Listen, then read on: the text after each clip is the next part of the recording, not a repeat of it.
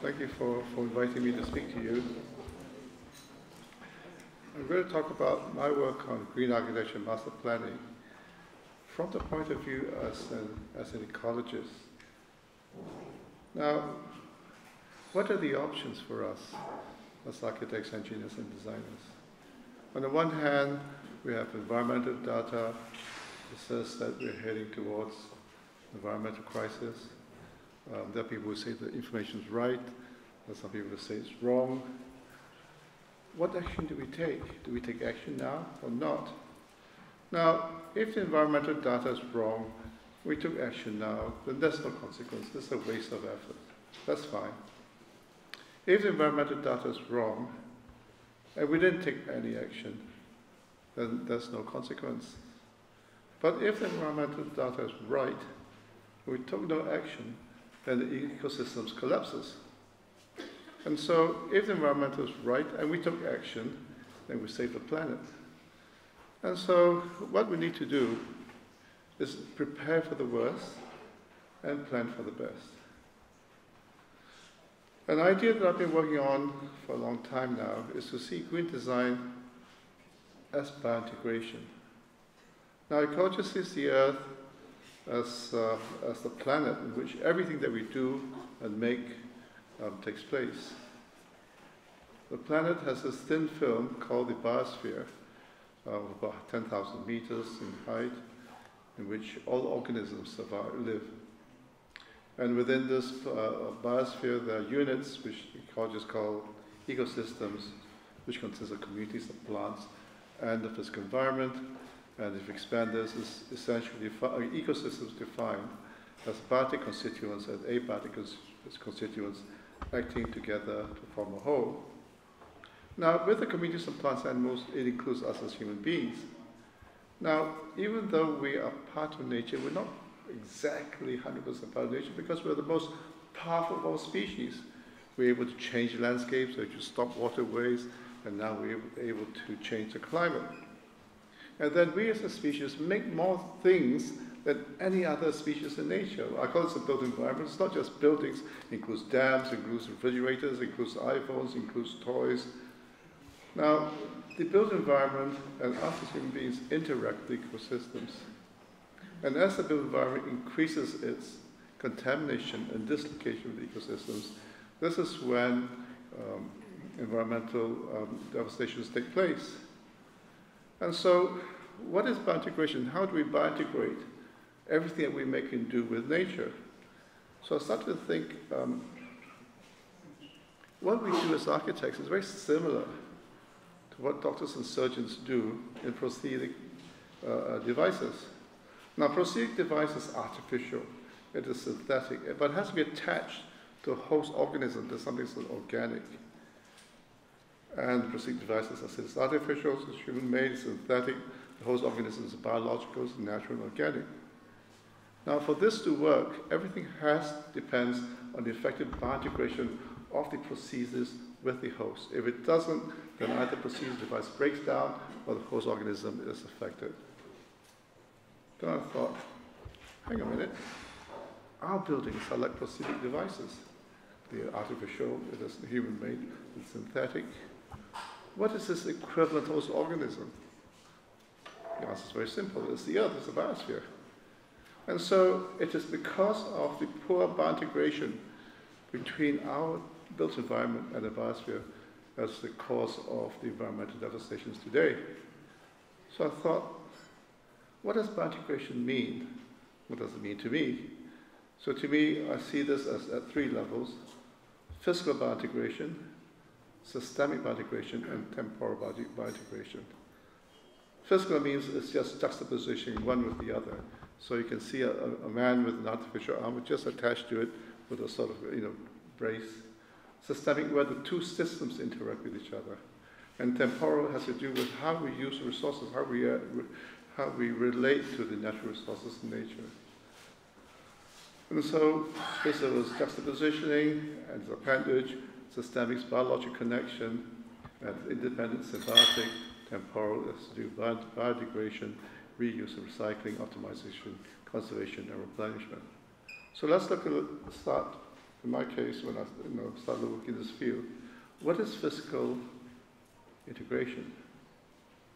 So to put the organic with the inorganic together, I started to do diagrams, I started to do icons that became inspirational diagrams for me.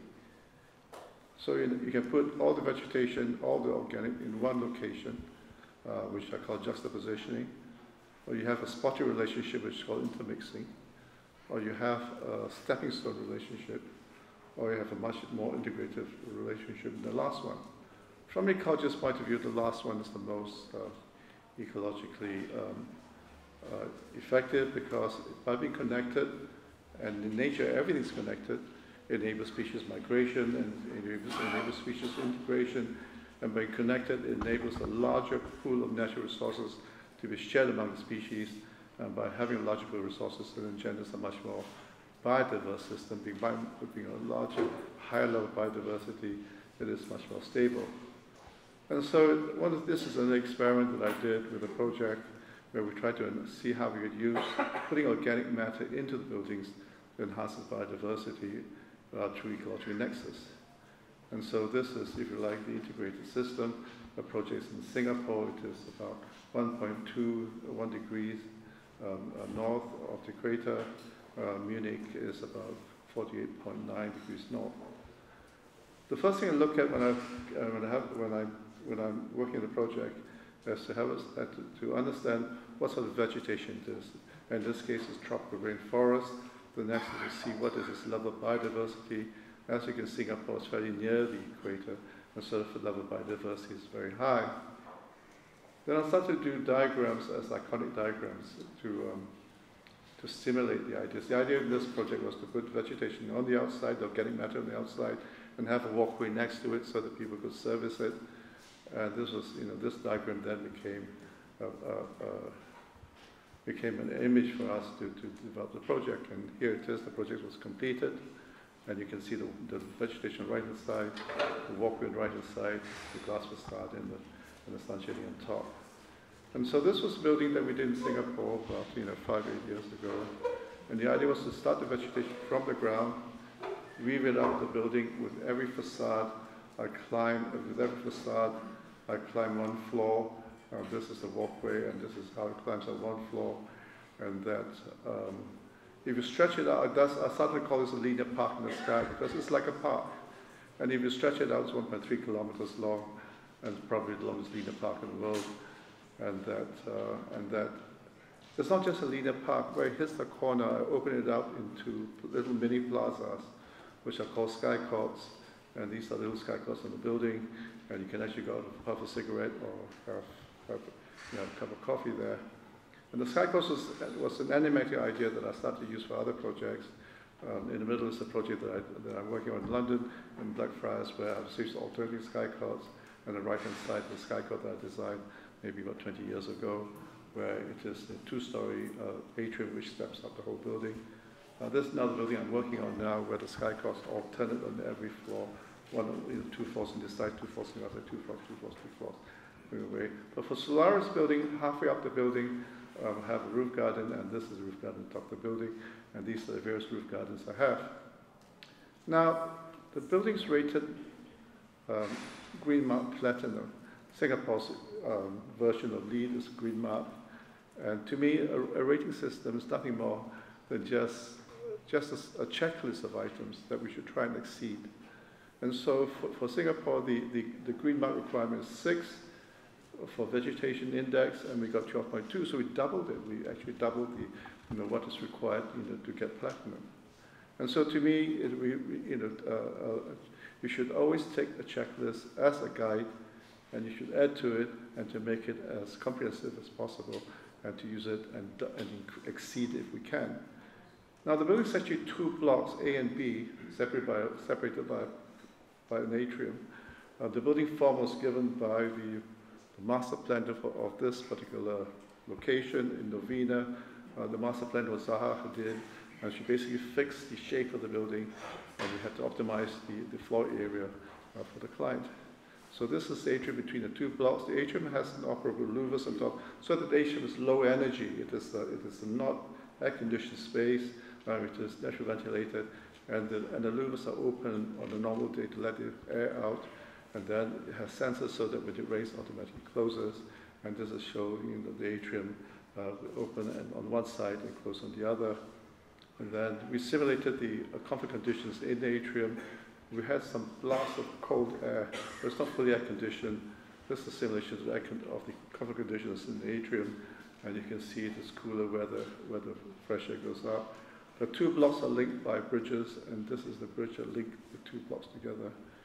Now, this is a simulation of the daylight conditions in the inner floor. It's a very deep plate. It's not satisfactory, but I couldn't, I had to optimize the floor plate for the client, and so one of the things we did was to cut a hole in the middle of the floor and brought it all the way down to bring daylight. But this time, not just vertically down, but we angled it, as I call the diagonal light shaft. It goes all the way down to the bottom. And here, people walking past the building can look up and see the atrium at the top of the space. And then here's another view looking up. And then above the diagonal light shaft is a big hole going up to the top. When you look down, you can actually see the street level. So this gives us a certain amount of visual diversity use of space. Then I thought, well, if the atrium louvers acts as an operable filter, could we do the same with the vertical wall? And so as an experiment, this is a glass wall, and the glass wall actually consists of a series of angled panels with perforated metal in between that lets air through and keeps out the rain. Now, we brought the vegetation all the way up to the top of the building, but this time we want to bring it all the way down to the basement as well, to the lowest part of the basement. So we call this an eco-cell. The eco-cell's idea was to bring the vegetation right down, and so that we have fresh air and vegetation at the bottom. And the eco-cell idea originated from a master plan I did several years back. This is our master plan for Carlton Waterfront, where these are the eco-cells on the podium. Eco-cells bring vegetation into the lowest part of the building, provides opportunity for rainwater harvesting. It brings natural ventilation in the parts of the building, brings daylight, and I could put eco-machine or a biosphere at the bottom. And so for this particular building, for Solaris, that's what the eco-cell is. That's what the eco-cell looks like. You can see the vegetation going all the way down to the building. And so we did a whole series of experiments of putting vegetation buildings, and at this point in time, you probably think, well, I can't put vegetation buildings. I can do that too. So I want to take this to the next level. What is systemic biointegration? So we try and see whether we can create habitats within the building. Systemic integration is much more than just plonking, putting one thing next to the other. And this came from one of my comic books, where here's a human being, a comic human being, albeit with an artificial arm and artificial leg. And so to make this work is a lot of effort. And so this is from one of the scientific books, but it is still not perfect, because when you put a technological engineering device attached to the human body, they have all sorts of problems. The problems of getting, the wound becoming a wound, they become problems of getting septic, and also issues of connecting with the nervous system. And so this is an ideal thought. We haven't been able to do it 100%, but it's an idea. So how do we do this for this project? Not just beyond just putting vegetation buildings. I said, what we need to do is to create habitats within the building.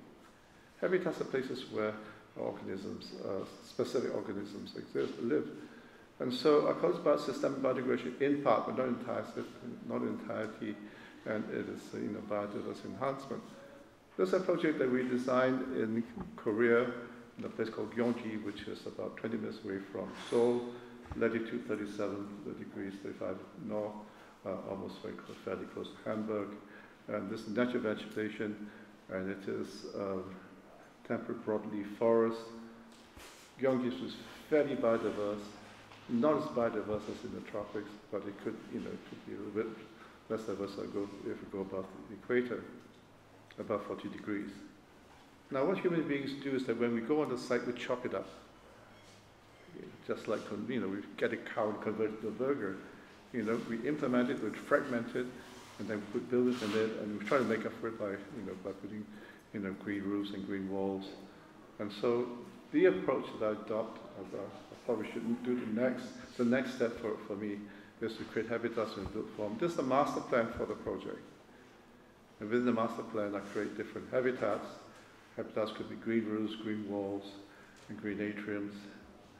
And then with these habitats, there are different parts of the site. So you can see the habitats on one side, on the right-hand side in red are the different habitats. And we line up all the habitats. And next is to do research on the native fauna that we want to bring back to the site. Not alien fauna, because alien fauna could be invasive. And so these are the different native fauna we want to bring back. Having identified the native fauna, we identify whether it's for feeding, breeding, or refuge or for prey. The next is to match this with the native flora that will attract the fauna. So you can see this is actually a lot of work involved in doing this, a lot of ecological studies. And then we match the two together, the habitats with the flora and fauna, to prepare what we call a biodiversity matrix. And then with this matrix, then we use this as a basis for designing the local landscape conditions to attract the flora and fauna. So in this way, the whole building becomes a living system. It's not just a building with vegetation attached to it in the physical, but the two integrating together to form a whole. And this, to me, is the next generation green buildings. It has to go beyond just engineering, it has to go beyond just planting vegetation buildings, and it has to go beyond making the building work, become what I call a proxy ecosystem. The vegetation climbs up the tower as well, and the tower has operable walls, and that lets the air into the atriums, and it zigzags all the way up to the top of the building. And this is the biodiversity matrix. Now, that was a project that was not implemented. So here's the project near in Putrajaya, Malaysia. And it's about 2.4 degrees above the equator, and it's a tropical rainforest, and it's very biodiverse. And this is the early inspirational drawing that I did for the project. The project actually consists of two towers, which are not exactly symmetrical, they're nearly symmetrical. And you have drop-offs at the bottom, and then there are about 15 stories. And then these are the different habitats for this project. And the equivalent biodiversity matrix we did for this project is here it is, biodiversity matrix. So for every project now, we do a biodiversity matrix as a basis, for designing, the greenery and the landscape conditions. Here's a detail. You can see all the different types of bird species that we want to bring back into the site. And the building is under construction now. It's close to completion. And probably in 3 months' time, be completed. This is an actual photograph of the building that is being constructed. And we wanted the metaphor for the building is a diamond because it's close to the Ministry of Finance. We wanted to have what is faceted. And the central atrium has a series of sky coasts that stick out, and this is actually under construction. On the west side, we angled the wall so that it keeps out the western sun. Here's a detail of the western facade. Now, we were worried that it's a substitute it's a double skin scheme with an air gap in between. And that the inner skin has about 30% glass, and so the rest is solid. And then we were worried about the view out, so we did this to show the client that you can actually see out. It's not as obstructive as it is. And here it is, the building, seen from the concourse, and this is the concourse in between two blocks.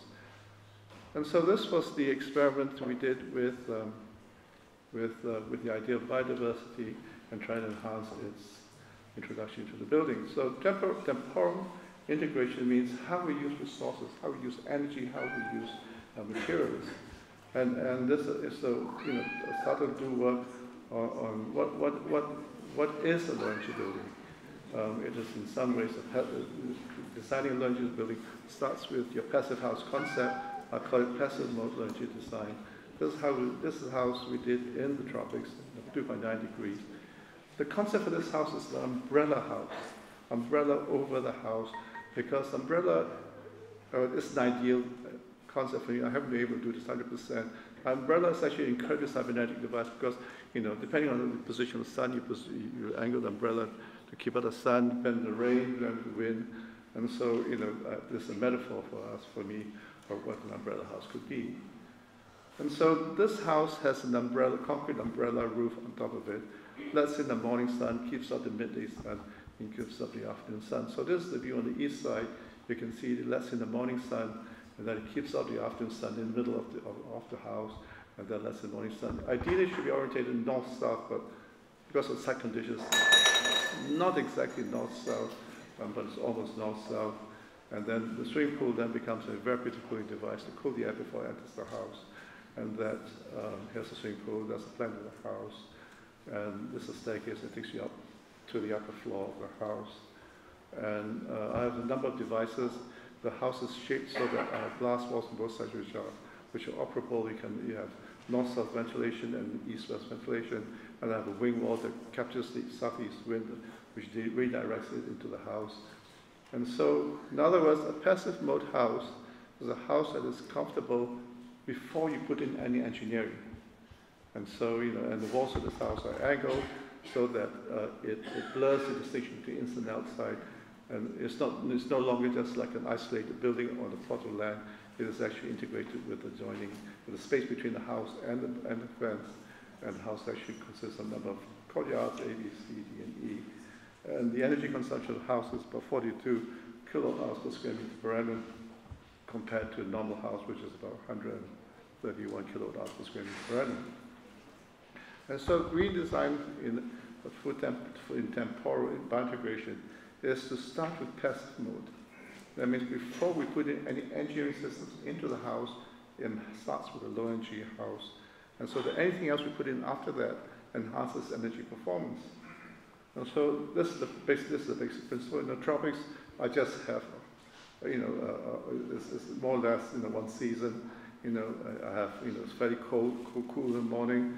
By midday it gets very hot. So the red line shows what engineers want us to do. They want us to have consistent temperature, humidity throughout the whole day. And the blue line, indicates, the blue dot line indicates the comfort conditions outside the building: cool in the morning, hot in midday, and cool at night. Now, passive mode then improves the comfort conditions. That means we improve it a little bit. That means it's not as hot in the morning, not as hot in the evening, and certainly in the midday it's a little bit cooler. And so this is a strategy of designing a low-energy building. Now, this is bioclimatic, the design for climate. And on the right-hand side, these are the factors you have to take into consideration: building configuration, the building orientation, optimizing ambient energy, natural ventilation, facade design, and passive systems. Now, this is not just applicable in the tropics, it's applicable in a cold climate as well. Except it's a little bit more complex because you have two mid-seasons and you have two very extreme seasons. And so this was the idea of the umbrella house with the umbrella on top. Fascinated me, and this was done in the late 80s, and so even today I'm still using what I call a canopy umbrella house, a canopy project. This is a master plan for a university over the university hub. You can see the canopy on top, and then this is another canopy over an office complex, and this another canopy over a railway station. So that's in the tropics.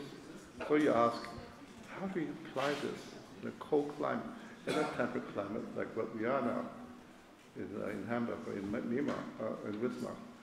So this is a project we did in the UK.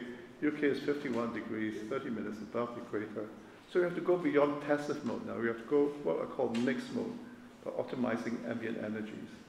And so this is London, which is 51 degrees, and Beijing is about 39, and Myanmar somewhere in between.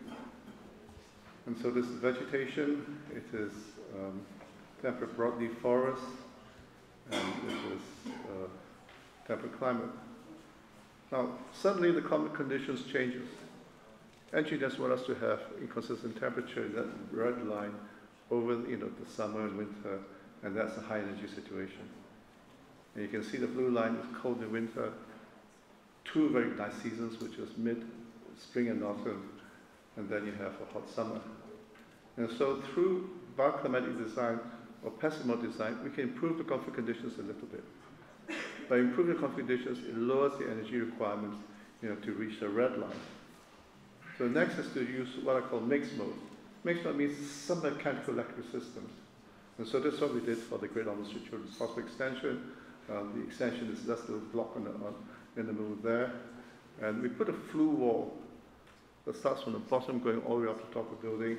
And the first 3 floors are operated, operated by this flue wall. 3 floors actually a cafe operated by Walt Disney. And the cafe wall in the mid-season sucks up the air and goes up to the building. And I have a ventilator on top and ventilator at the bottom, that makes it work. And so this is a device that we use, an example of what we use in the temperate climate. It's not the only one. There are others like the Crumbly wall or some other, or flue atrium. And now, normally, if this is the situation in a cold climate where you have, the mid-season is very short, between summer and winter, what the flue wall does is extend the mid-season a little bit into summer, a little bit into winter. So this reduces the need for heating in winter and reduces the need for air conditioning in summer. And so this lowers the ambient temperature of this lowers the energy consumption of the entire building. Of course, the ultimate is productive mode. That's the next strategy. So we move from passive mode to mixed mode, now to productive mode, to full mode where we have most efficient systems that we can. And productive mode is where we start to use renewable sources of energy. Then we see photovoltaics, the wind energy, or tidal energy, depending where you are. And here's a building that we did for a Scandinavian telco company where we put photovoltaics to the roof. But the idea of a building as a power station fascinated us. And so this is a building we designed for electrical power station, where the whole building has embodied photovoltaics in the glass, and the whole building then becomes, in effect, a power station.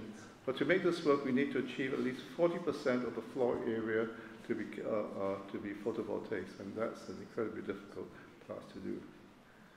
And so we talked about, mixed mode, talked about passive mode, talked about temporal biointegration, and I showed you all these diagrams about vertical integration. And so we start to look at what does it mean to achieve horizontal integration. And so, the top, in the equivalent of the bottom diagram in master planning terms, you can see on top, you can put all the vegetation in one location. As you can see the first diagram, which is a Central Park, or you can have a spotty relationship, as you see little squares, like in Georgia and London, we have a series of green squares. Or you can have a series of ecological, stepping stone relationship, and then the right is the ideal where you have a series of ecological corridors to fingers. So this is a master plan we did for a site in the Reunion, which is 21 degrees. It's a French territory in the Indian Ocean, and there it is 21 degrees below the equator. It is scattered broadleaf deciduous shrubs, and that's the little island there, east of Madagascar. And the site is here, as you can see this little site. Now what human beings have done is that they have colonized the land between the hills and the waterfront. And so they destroyed it, they fragmented it. But you can see on the right, in the middle diagram, that the nature flows all the way down to the waterfront. There's a series of striations. And so it became, that's where all the green lines are. And this is the site. And so our master plan then was try to see how we can blend the organic with the inorganic, in the same way that you had in the other diagrams. The idea was to have a series of built-up areas. As the fingers on one side, you can see the fingers on the other side. There's vegetation which is collected from the waterfront, going all the way up to the top of the building. Just like two hands clasped like this. This is vegetation, this is the built-up area, and they're all integrated in that way. And so this is the aerial view. You can see the vegetation going up from the south. You can see the built-up area. And so this is the vegetation crying up towards the hills, and this is the built-up area going all the way down. And so this way we biointegrate the two in this way. And that's the vegetation, and that's the built-up areas. But we need some roads going north-south. And so when we put the roads, we found we had to bifurcate green areas, which then makes total nonsense of ecological nexus. So we had to find a solution. And the solution in this case was what we call the ecological undercroft. That means we dig below the roads and let the vegetation go through. So this is what ecological undercroft could be. And so this way the vegetation is continuous from the waterfront, going all the way top of the building. And then for the urban areas, for the built-up areas, The relationship should not be pristine, as you can see the upper diagram, it's squiggly, so that the species can find places to hide and enhance the biodiversity, and that's the edges of the tips of the building. So now at this point I thought, well, a lot of my friends are designing green buildings. Are they doing the right thing? Designing green buildings. And I thought, really, it's incremental, it's piecemeal. Now, if you have an existing city, and what you see in black is the infrastructure, and these are buildings attached infrastructure, what a lot of architects are doing is just, putting green buildings. But I thought it's incremental, it's piecemeal. By doing green buildings, you will never make the city green. So I said, if you want to make the city green, make the environment green, you have to start with the green infrastructure. And not only that, the source of energy, the source to the infrastructure has to be green. So all those people who buy hybrid cars thinking that they're done for the built environment, but they go home to have to plug it to the electrical grid, in which the energy comes from burning coal, then a hybrid car can never be considered a green system. And so to me, green architecture then starts with the infrastructure. We have to start with designing the green infrastructure before we can, before we can do green buildings. And so if I want to leave an idea in your head before you leave this room, is that green architecture, the green future, the green built environment starts with infrastructure and not with buildings. It's like recycling at home. You think you've done something, but actually it's ineffectual. So now I was intrigued by the presentation by my friend Herbert Rossetti. He talked about the blue infrastructure and the green infrastructure. I'd like to add to this, because green infrastructure is nature's utilities. Nature has ecosystems, has climate, has fauna and flora, has natural resources. I call it the green infrastructure. Then Herbert calls the blue infrastructure is the water. Now water is what life is about. Without water, no organisms can survive. When astronomers look up into the sky, the first thing you look at when you look at a planet is they ask, is there signs of water there? If there's signs of water, it means there's organic life there. But this is not just the infrastructure, that's us as human beings. We provide the services for our society, for our systems. So to me, there is another infrastructure right besides the green and the blue, and that's what I call the red infrastructure, which I call it red because it's the color of blood. And that's human beings, our society, our economic systems, our trading systems, our social systems, and our business systems, because this influences both the blue and the green. And then there's a fourth infrastructure, which I call the technological infrastructure, which my friend Michael Brown guy calls technological, I can't remember the term he used. And so these are the four infrastructures.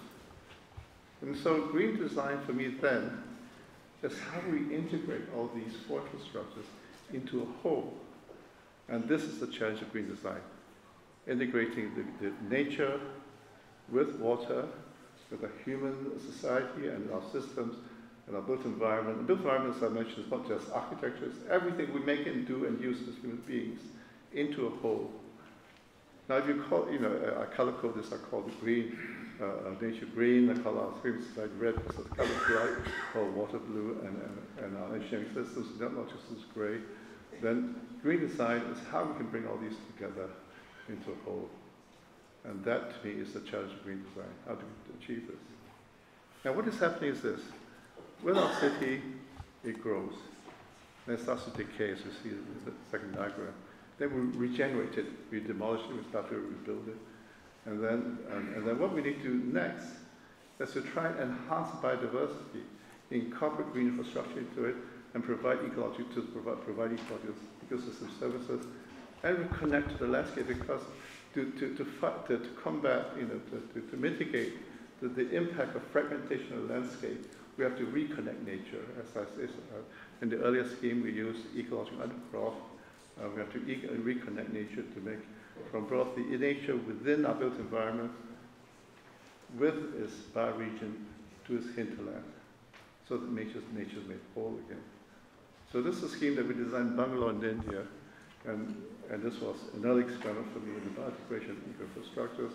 And Bangalore is 12 degrees north of the equator, and Beijing, I just gave this lecture in Beijing yesterday, it's about 39 degrees north of the equator.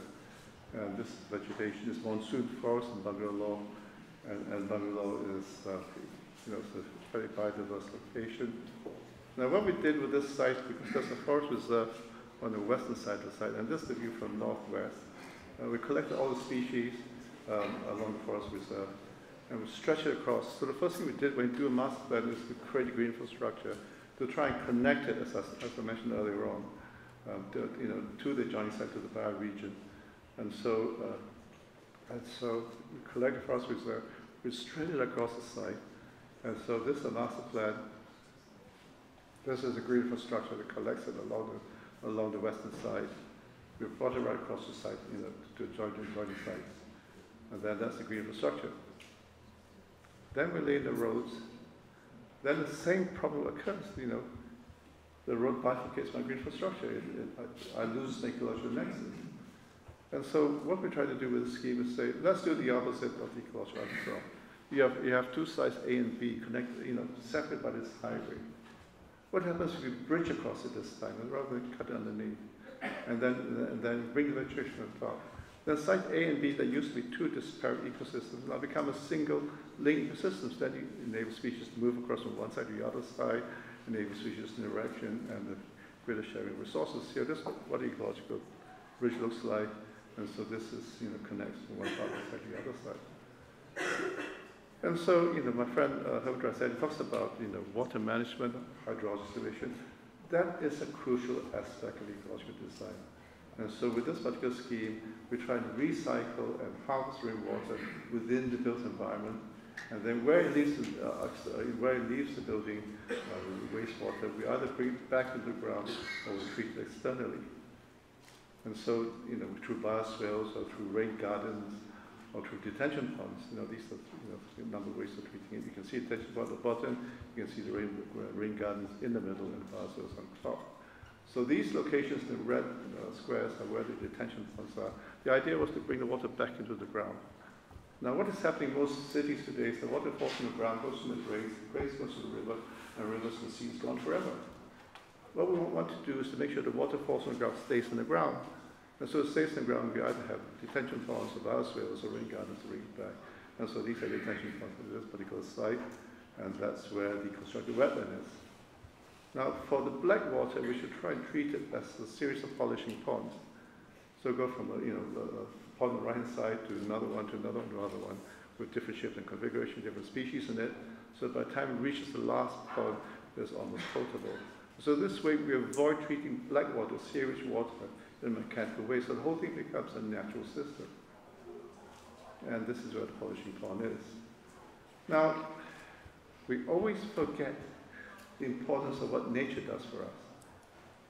Nature gives us what are called ecosystem services. Now, if you look at this building that we are in, everything in this building is inorganic, except you and me and the bacteria and the bugs. So where is the organic community? And so one of the first things that we have to do as architects and designers is to match the biotic with the abiotic in our cities, to make our cities green, as I mentioned, and to enhance the biodiversity. Why? Because nature gives us what we call ecosystem services. Now, if you continue to devastate the environment, you continue to fragment it, you continue to pave it, then we lose the ability for nature to provide ecosystem services. What is ecosystem services? These are things that nature does for us without any human intervention. Nature, through photosynthesis, produces oxygen. It engenders genetic diversity, characterizes the water and air, and there's a whole list of ecosystem services that you see here that nature does for us, but they're invisible. You don't see it, you don't notice it. But it is crucial for the survival of the planet. And so what we need to do is to bring more vegetation, bring more biotic constituents into the city so that the ecosystem services is provided within a city rather than be dependent on the hinterland and bioregion to provide it for our cities. And so it's so important then for me, and for all of us to try and green our cities as much as possible. And these are diagrams I showed earlier on. You have one location, spotty, or you have the last one, and ecology sees the last one as the ideal relationship. And we have to bring nature back into the city. This is a project that we did for the Scandinavian telco company where this time we put a green wall in the building. And so the idea was the greening starts from the bottom, goes up, on one side of the facade, goes up on the other side of the facade, goes around the whole of the building and back again into the ground. So it was an interesting experiment for us. It's not exactly 100% ideal because it's hydroponic. But hydroponic dependent on energy to pump the water and fertilizer, and fertilizer is an artificial form of nutrients. But we put the green wall next to the fresh air intake for air conditioning, so it scrubs the air before it enters air conditioning. The main lift lobby is natural ventilated. Top is photovoltaics top. And the building uses 150 kilowatt-hours per square meter per annum compared to a typical office building, which uses 200 and 210. And this is the carbon emissions for the whole project, which is much less than a conventional building. Here's a library we designed in Mexico, Guadalajara, but this time we got the precision again, like a Solaris building, climbing up the building, zigzags across the sidewalk to the top of the building. And so I was in Vancouver the other day with my client and with a local architect. We were driving down the street, and the local architect said to me, well, those three buildings are super green buildings, they're LEED platinum rated. My client said, well, they look like any other building on this other street. But the local architect said, but they're green buildings.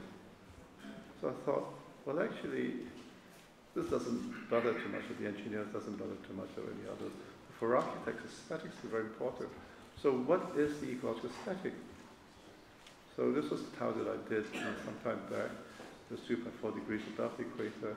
And to me, the ecological aesthetic is not a pristine building. It is, well, for want of a better word, hairy. It is, indeterminate.